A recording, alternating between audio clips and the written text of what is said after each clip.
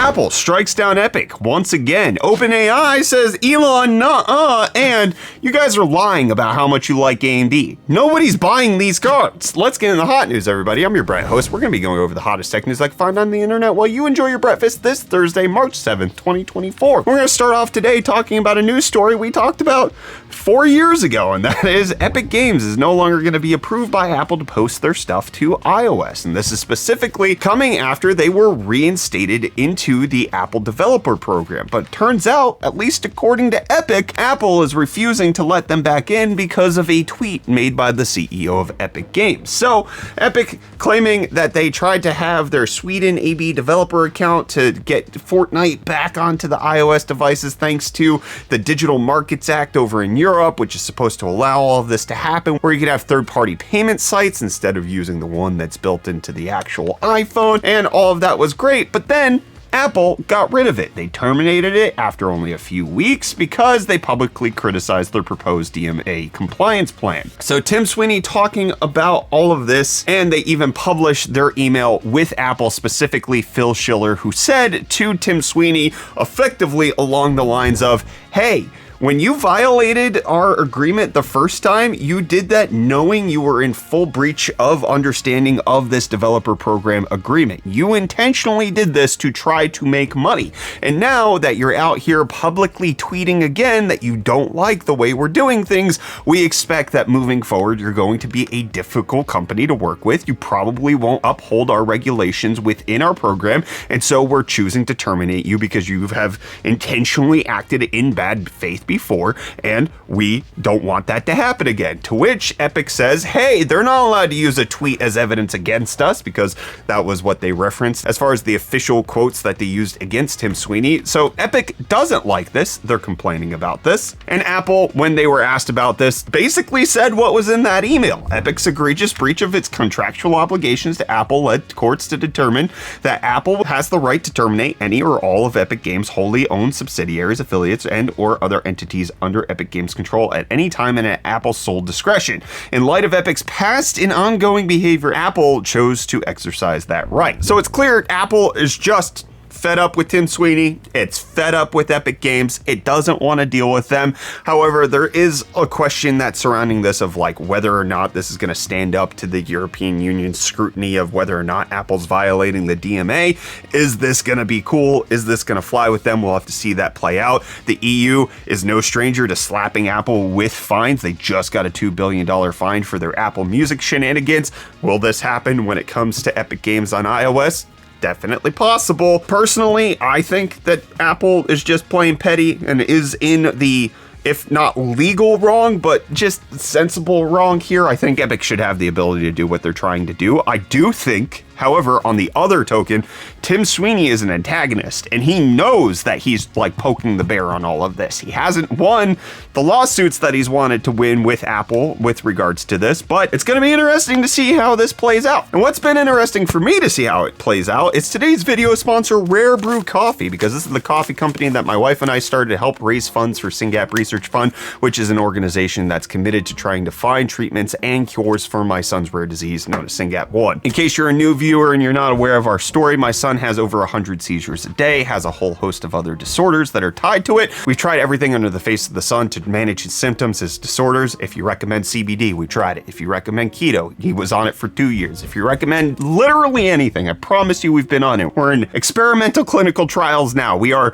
actively always trying to find a way to treat the underlying cause of our son's symptoms, which is the fact that he has the SYNGAP1 disorder. And Rare Brew Coffee Co. has birthed out of that. We've had many sleepless nights of taking care of him where coffee satiates our ability to function the next day, or we've been out trying to talk to other rare disease parents, trying to understand the journey and just commiserate with people, and we do it over a beautiful cup of coffee. And that is why Rare Brew exists, so that we can have a method for raising money for SYNGAP Research Fund, but also tie it to something that we dearly love, which is a good cup of coffee with friends. So we had a massive launch last week. It blew away all of our expectations. pre-orders were great, and then the actual orders once we officially launched were even greater, to the point where we sold out. As of today, we are no longer behind on orders, but if you check out the link in the video description to order yourself one of our medium roast Advocate blend, which many people have noticed has a hint of chocolate, has a bit of a citrus flavor, which not like lemon citrus, but more like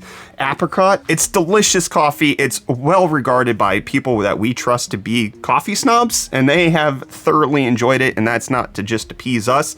It's good coffee. We love making it. We made sure that it was a sustainable way of doing it, and you can check it out at the link in the video description. If you use code UFD10, you can save 10% off of your first order, and we have subscribe and save. If you want to get Rare Brew coffee on a weekly or monthly basis, you can do that, where you get a 10% discount for the lifetime of that subscription. So big thanks to all of you for making Rare Brew a huge success last week. We want to continue to make that happen. We want to continue to raise money for SynGap Research Fund, and that's the way we're doing it. And Intel doing a thing that most people aren't going to be excited about. The 14900KS allegedly launching next week. According to reports, there's some details coming out that retailers should have this chip out on March 14th, which is in just a week. This bad boy is going to be exactly the same as the 13900KS, except for it goes 200 megahertz higher, which compared to the 13900KS, it's really not that much of an improvement. Compared to the 14900K, it's not that much of an improvement. But it is neat to see the 12900KS go from 16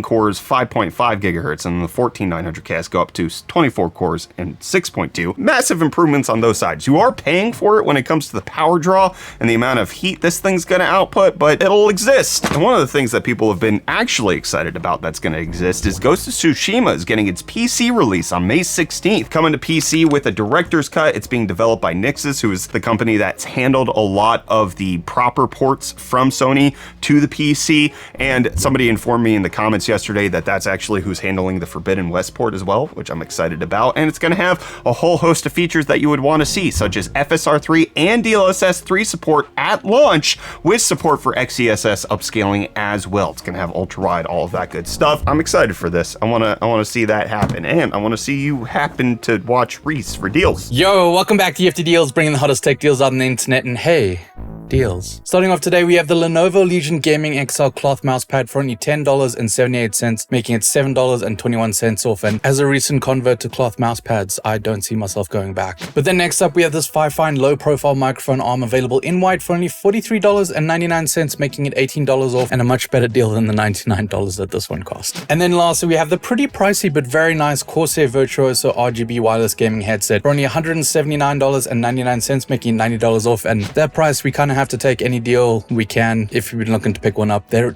really nice though. They are very nice. And hey, with that, the deals are done. You can find these and more linked in the video description down below. But until next time, I'm gonna hand you off back to Brett for the rest of your hot news. Cheers. Well, Reece, we already talked about how Elon Musk feels like he got a bad deal when it came to OpenAI going for profit, and that it's no longer OpenAI, it's closed AI. So he's launched a lawsuit against this company. However, OpenAI has now taken their time to assemble all of the evidence that they need to refute Elon's claims and basically say that he's just upset he didn't get a huge piece of the pie when it came to OpenAI going for profit. So they published a whole bunch of documents in a blog post showing that Elon actually really wanted to be involved in the for-profit side of OpenAI, and that he thought it should be attached to Tesla, and that he should likely have a majority share in this because he wanted to be the one who profited from all of it, and that he thought that was the only path where it could even hope to hold a candle to Google, and that without Elon and without Tesla,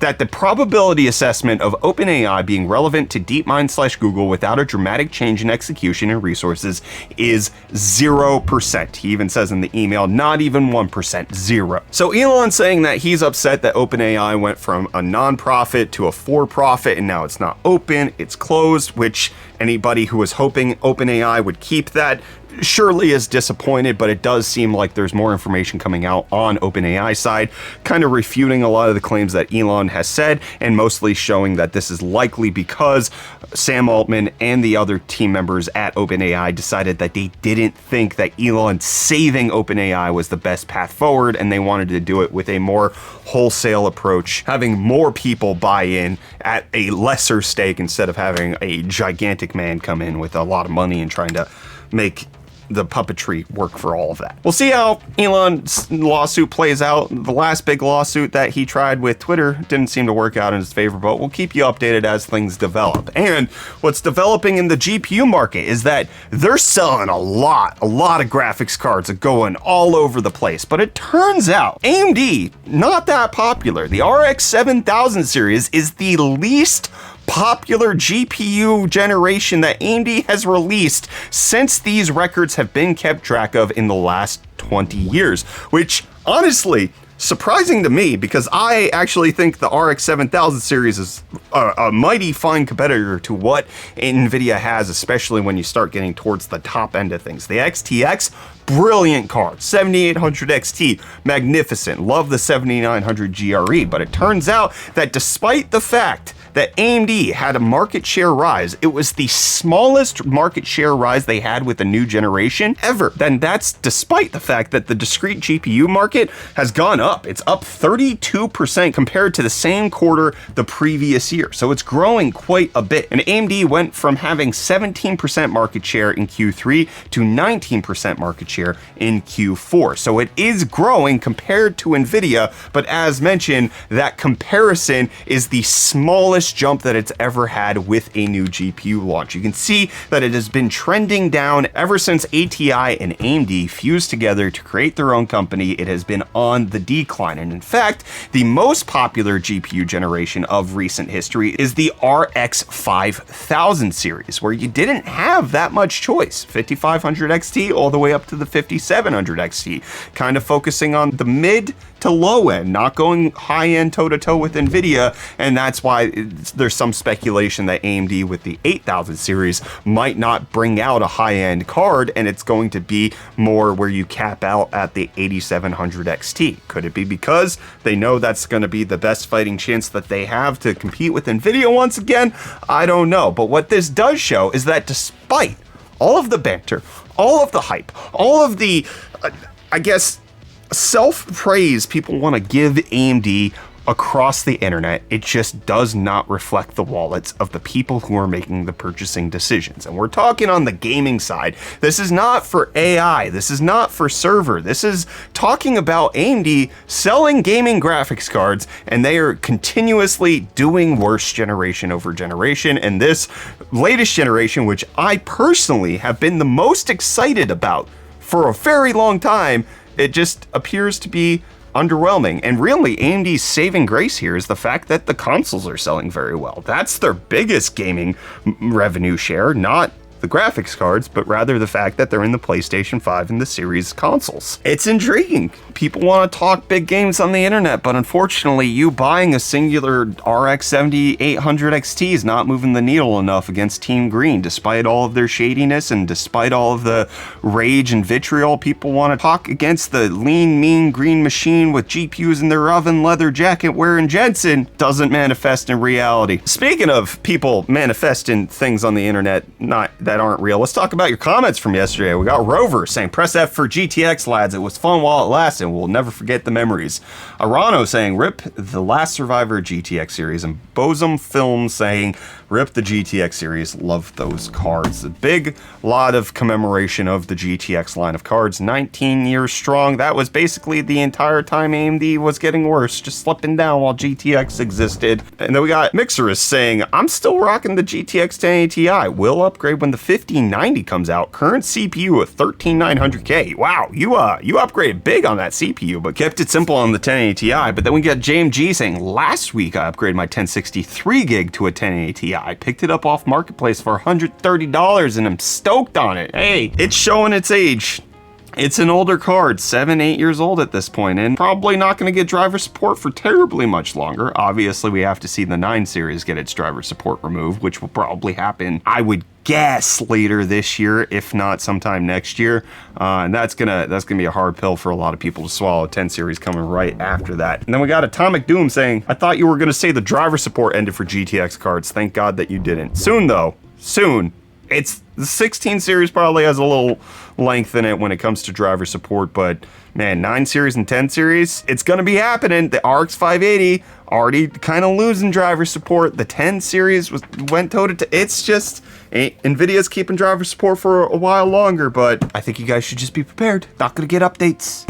And I'm going to update you tomorrow with more of the hottest tech news. We'll see you then.